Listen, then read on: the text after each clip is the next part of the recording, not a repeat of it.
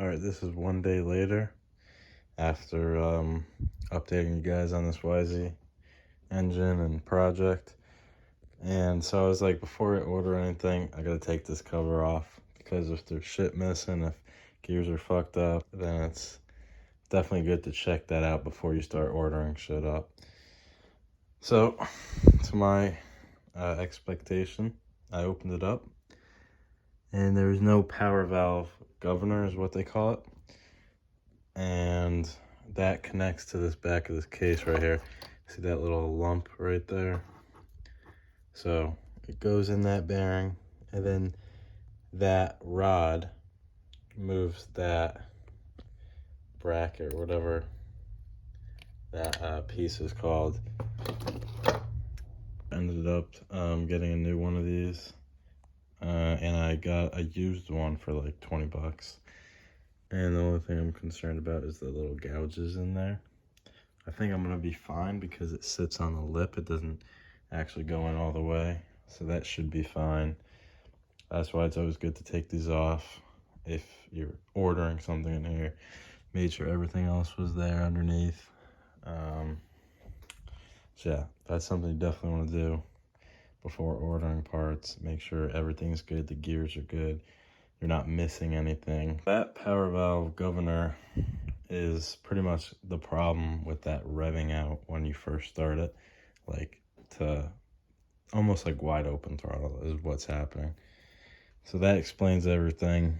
I shouldn't have to fiddle with the carb because I already cleaned that out. Maybe I'll run through it again just real quick, but nothing crazy. I already did a little rebuild on it, so that's good. And then the other night, started cleaning this frame up and scuffing it up, getting that shitty paint off there because we don't want any of that. So I took the air compressor and hooked it up to this. And as you can see, these are what go on there.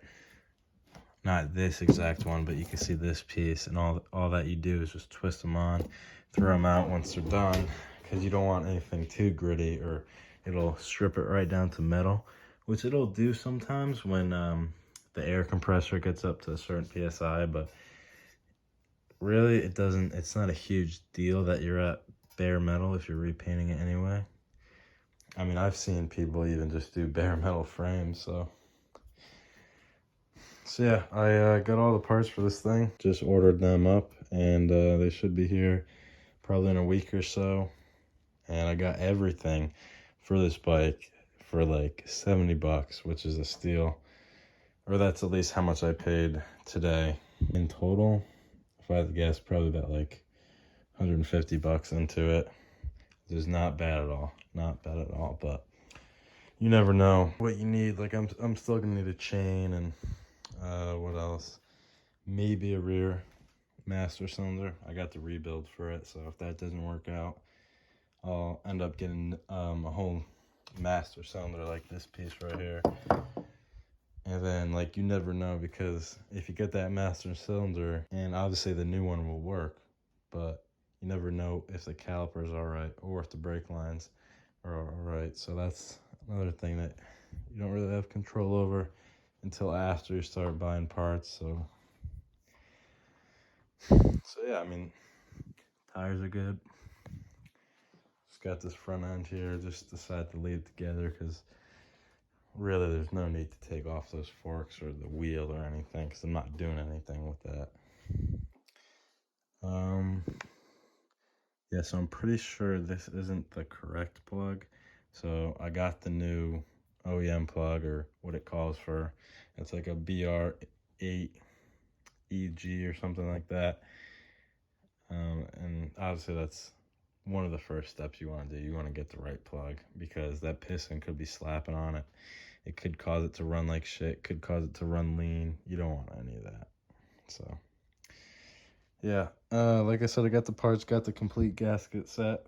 So for this, top end, seals, pretty much everything I need. But yeah, the bottom end gasket is good because I put oil in it and there was no leaks coming from the bottom end.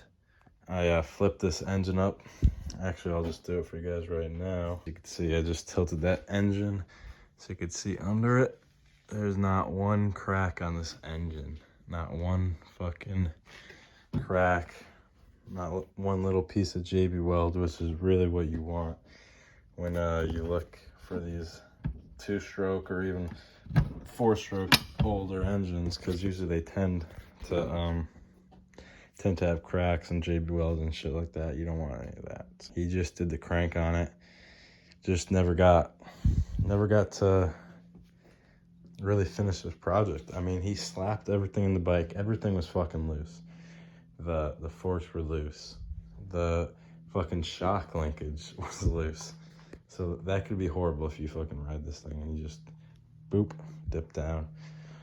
I'm trying to think what else was fucked up. I mean, he didn't have the nut for the swing arm. It was pretty much a death machine if I didn't take this thing apart. So that's why you never trust anyone. Just gotta do it yourself, or give it to a mechanic.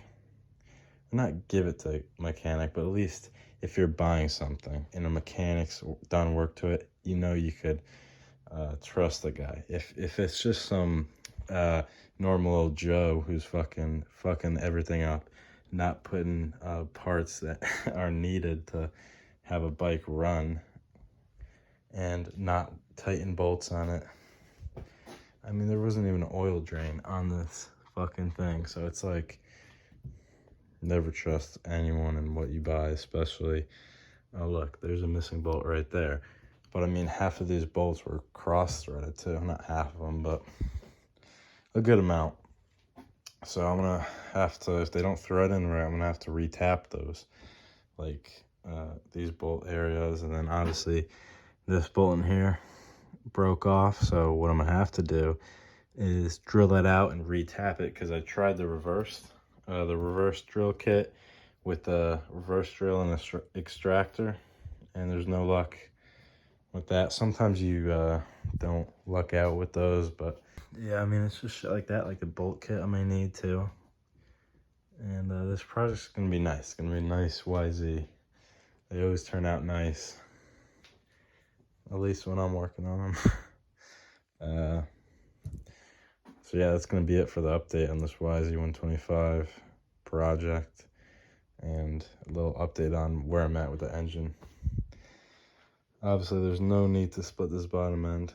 Like I said, it's sealing, the crank is good, the bearings are good, bottom end is cleared out. That's always a relief, you know, because I'm always splitting these cases and doing bearings and God knows what, you know. This is a RM250. You could click on my profile, look at some videos on those, and project updates on this. And this should be together probably before this bike is together. I had this bike running. It runs great. It's gonna be a nice little thing. So yeah, that's it for the update. Stay tuned on other videos. I make shorts too. Check those out. Those are always fun to watch, and just to see some transformations. So yeah, that's it. Peace out.